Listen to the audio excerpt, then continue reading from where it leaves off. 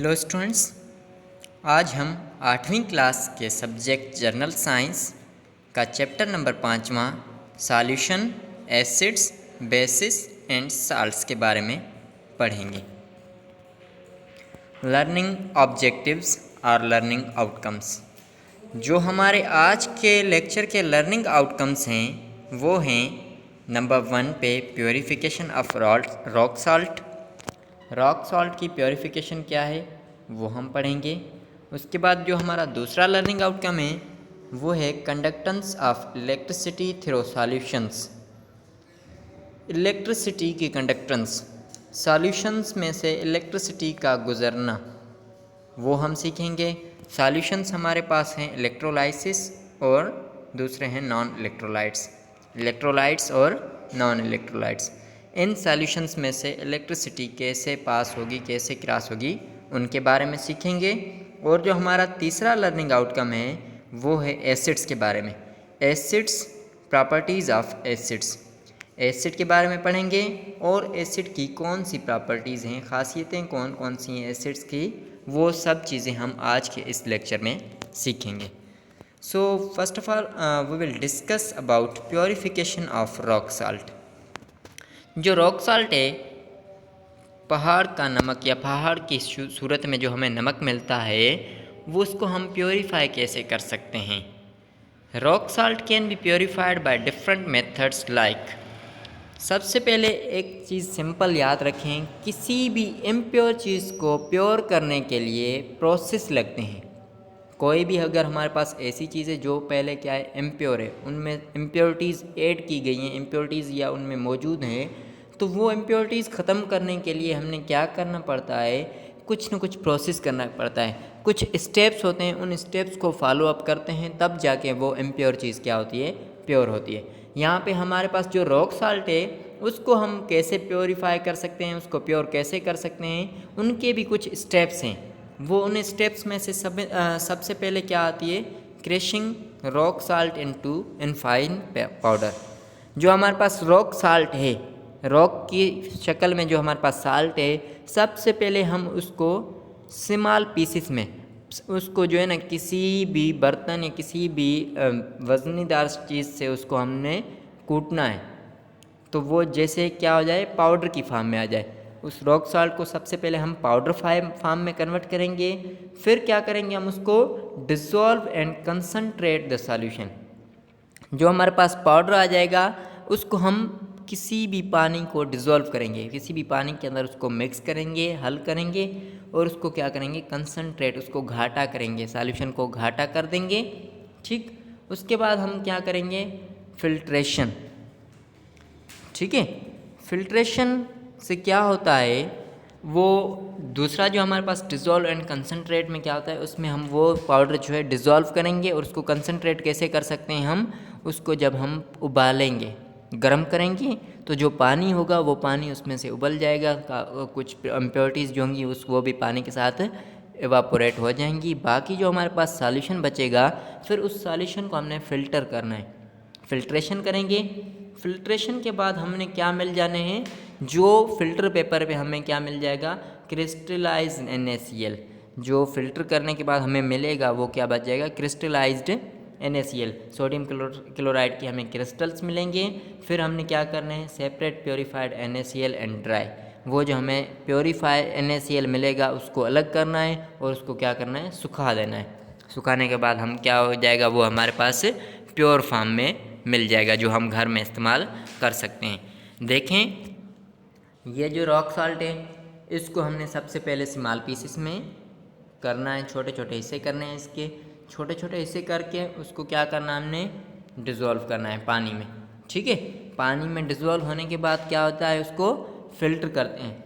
Filter जो है, filter paper से हम उसको फ़िल्ट्रेट करते हैं। फ़िल्ट्रेट में क्या होता है, जो इम्प्योरिटीज़ होती है वो फ़िल्टर पेपर को क्या आ जाती है, चिपक जाती हैं। ये देखें, जैसे ये इम्प्योरिटीज़ हैं, ये ब्राउनिश कलर की, ये ऐसे स्टॉप हो गई, दूसरा क्रॉस नहीं हो सकता। बाकी जो हमारे पास प्योर जो बच जाता है NaCl, वो क्या जाए, हमारे पास बच जाएगा, नीचे फ़िल्टर होके आ जाएगा किसी न किसी कंटेनर में, किसी न किसी बर्तन में। फिर उसको हमने क्या करना है, सुखाना है, ड्राई करना है। सुखाने के बाद वो हमारे पास क्या हो जाएगा, प्योर NaCl की फॉर्म में हमें प्रोवाइड हो जाएगा। After that we will discuss about conductance of electricity through solution. Conductance of electricity, बिजली का गुजरना। जैसे कि हमने पहले भी काफ़ी मरतबा पढ़ा हुआ है कि बिजली हमेशा ऐसी चीज़ों से क्रॉस होती है या गुज़रती है जो ज़्यादातर मेटल्स हों। ऐसी चीज़ें जो मेटल्स होती हैं उनमें से आसानी से बिजली क्रॉस हो सकती है। ठीक है, तो ऐसी काफ़ी सारी सॉल्यूशंस भी हैं जिनमें से इलेक्ट्रिसिटी क्रॉस होती है और ऐसी काफ़ी सारी सॉल्यूशंस हैं जिनमें से इलेक्ट्रिसिटी क्रॉस नहीं भी होती। Some solutions conduct electricity and some do not. अब कौन सी सॉल्यूशंस ऐसी हैं जिनमें बिजली क्रॉस होगी और कौन सी सॉल्यूशंस ऐसी हैं जिनमें से बिजली क्रॉस नहीं होगी। अब हम सीखेंगे दो solutions that do not conduct electricity. ऐसी सॉल्यूशंस जिनमें से बिजली क्रॉस ना हो आर कॉल्ड नॉन इलेक्ट्रोलाइट्स। उन सॉल्यूशंस को क्या कहते हैं, हम कौन सा नाम देते हैं, नॉन इलेक्ट्रोलाइट्स का।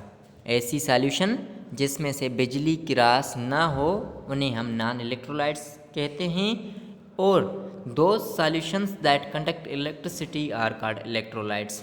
ऐसी सॉल्यूशंस जिनमें से बिजली क्रॉस हो जाए, जिनमें से बिजली कंडक्ट होती हो, उनको हम क्या कहेंगे, इलेक्ट्रोलाइट्स का नेम देंगे। हमारे पास यहाँ पे कुछ एग्जांपल्स हैं नॉन इलेक्ट्रोलाइट्स के। कौन कौन सी ऐसी सॉल्यूशंस हैं जिनमें से इलेक्ट्रिसिटी क्रॉस या कंडक्ट नहीं होती। तो उनमें से सबसे पहला है शुगर सॉल्यूशन। शुगर सॉल्यूशन क्या है, जब हम जो हमारे पास शुगर है इसको वाटर में डिज़ोल्व करते हैं, डिज़ोल्व करने के बाद हमारे पास जो सॉल्यूशन बचेगा वो शुगर सॉल्यूशन को अगर हम उनमें से बिजली क्रॉस करना चाहते हैं तो उसमें से बिजली क्रॉस नहीं होगी।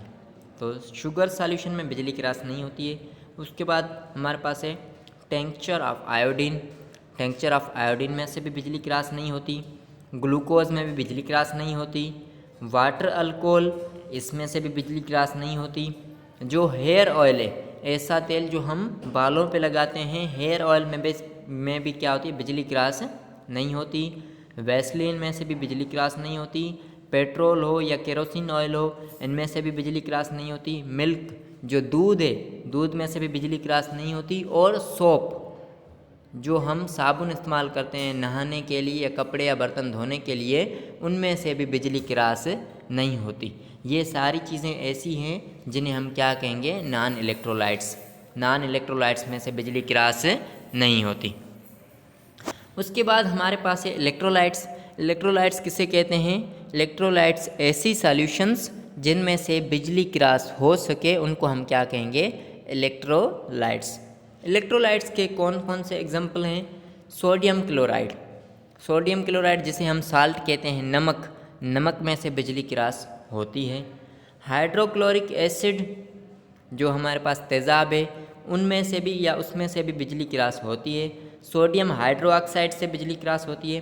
कॉपर सल्फेट से भी, सल्फ्रिक एसिड और बेरियम हाइड्रोक्साइड, ये सारी सॉल्यूशंस ऐसी हैं जिनमें से बिजली क्रॉस होती है। Now we will discuss about types of electrolytes. Electrolytes के टाइप्स के बारे में डिस्कस करेंगे। इलेक्ट्रोलाइट्स के कितने टाइप्स हैं और कौन कौन से हैं। Electrolytes are classified into 3 types. जो हमारे पास इलेक्ट्रोलाइट्स हैं, इलेक्ट्रोलाइट्स कौन से हैं, ऐसे सॉल्यूशंस जिनमें से बिजली क्रॉस हो सके। तो इलेक्ट्रोलाइट्स के 3 किस्म हैं। वो कौन से हैं हमारे पास, एसिड्स हैं, बेसिस जिसे हम अल्कलाइज भी कहते हैं, और तीसरा कौन सा है, सॉल्ट्स।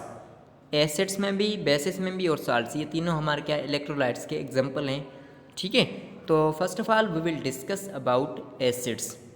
एसिड्स किसे कहते हैं, acids are chemical agents that release hydrogen ions when added to water. ठीक है, एसिड क्या है, ऐसे केमिकल एजेंट्स जो क्या रिलीज करते हैं, हाइड्रोजन आयन। मीन्स जब भी हम किसी भी एसिड को पानी में डालेंगे तो उनमें से क्या रिलीज होगा, हाइड्रोजन गैस। हाइड्रोजन गैस के आयन्स उनमें से क्या होंगे, रिलीज होना शुरू हो जाएंगे। तो एसिड्स को क्या कहते हैं, ऐसे केमिकल एजेंट्स जो पानी में मिक्स होने के बाद हाइड्रोजन आयन रिलीज करें, तो उन एजेंट्स को, उन केमिकल एजेंट्स को क्या नेम देंगे हम? एसिड्स का नेम देंगे। कॉमन एसिड्स कौन कौन से हमारे पास कॉमन एसिड्स हैं? वो हैं सबसे पहले सिट्रिक एसिड।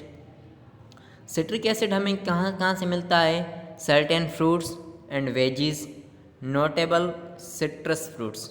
ठीक है, सिट्रिक एसिड जो हमें मिलता है कुछ फ्रूट्स में से और कुछ वेजीज में से। फ्रूट्स कौन सी होने चाहिए? सिट्रस फ्रूट्स, जो खट्टे फ्रूट हैं उनमें से हमें सिट्रिक एसिड मिलता है। एस्कॉर्बिक एसिड, एस्कॉर्बिक एसिड हमें कहाँ कहाँ से मिलता है? ये हमें मिलता है विटामिन सी से। एज फ्रॉम सर्टेन फ्रूट्स, जो हम क्या मिलता है? कुछ फ्रूट्स में से ही विटामिन सी मिलता है, जैसे माल्टा हो गया या लेमन हो गया। ओके, उसके बाद विनीगर, विनीगर में से, विनीगर हमें कहाँ से मिल सकती है? 5% एसिटिक एसिड से, यानी कि 5% एसिटिक एसिड से हम विनीगर हासिल कर सकते हैं। उसके बाद हमारे पास क्या है? कार्बोनिक एसिड, ये भी एग्जांपल है कॉमन एसिड का। Carbonic acid from carbonation of soft drinks, जो हमारे पास सॉफ्ट ड्रिंक्स हैं उनकी जब हम कार्बोनेशन करते हैं, उनमें से कार्बन ऐड या कार्बन निकालने से हमें क्या मिल जाएगा? कार्बोनिक एसिड मिल सकता है। और उसके बाद हमारे पास कौन सा है? Lactic acid. लैक्टिक एसिड कहाँ से मिलता है? In butter milk. Butter milk में से हमें क्या मिलता है? लैक्टिक एसिड मिलता है। After that we will discuss about properties of acids. Acids की प्रॉपर्टीज़ के बारे में सीखेंगे। कौन कौन सी प्रॉपर्टीज़ होती हैं एसिड में से? नंबर 1, एसिड के पास सोर टेस्ट। जो भी एसिड होंगे उनका टेस्ट होगा खट्टा। एसिड का खट्टा टेस्ट होता है। आप मिसाल ले लें लेमन का, एक लीमू, ठीक है, जब हम उसको काटते हैं, उसको चख के देखते हैं तो वो हमें क्या महसूस होता है? खट्टा महसूस होता है। तो एसिड की प्रॉपर्टी सबसे पहले एसिड पे क्या क्या होता है? सोर टेस्ट होता है। और उसके बाद कंडक्ट इलेक्ट्रिसिटी, एसिड्स में से इलेक्ट्रिसिटी की रास होती है। तीसरा, टर्न्स लिटमस पेपर रेड। जो हमारे पास लिटमस पेपर है, लिटमस पेपर एक किस्म का पेपर है, आम पेपर है, जो हमारे पास मोस्टली 2 कलर में होता है, ब्लू और रेड। ब्लू और रेड कलर के लिटमस पेपर हैं। ये जो है केमिकल्स तो इस्तेमाल किया जाता है, या केमिस्ट्री के जो हम एग्ज़ाम प्रैक्टिकल्स करते हैं उनमें इस्तेमाल किया जाता है। तो जो हमारे पास ब्लू लिटमस पेपर है, जब ब्लू लिटमस पेपर को अगर हम एसिड में डाल रहे हैं तो उस ब्लू लिटमस पेपर का कलर क्या हो जाएगा? रेड हो जाएगा। ठीक है, उसके बाद reacts with bases to produce salt and water. जब भी एसिड बेस से मिलेगा, अगर हम एसिड और बेस को मिलाते हैं तो क्या प्रोड्यूस होगा? हमारे पास नमक प्रोड्यूस होगा, और उसके बाद क्या होगा? दूसरा वाटर। तो हम कह सकते हैं एसिड्स को बेसिस से रिएक्ट कराने के बाद साल्ट और वाटर प्रोड्यूस कर सकते हैं। उसके बाद कौन सी 5वीं प्रॉपर्टी एसिड्स की? React with some metals and release hydrogen gas.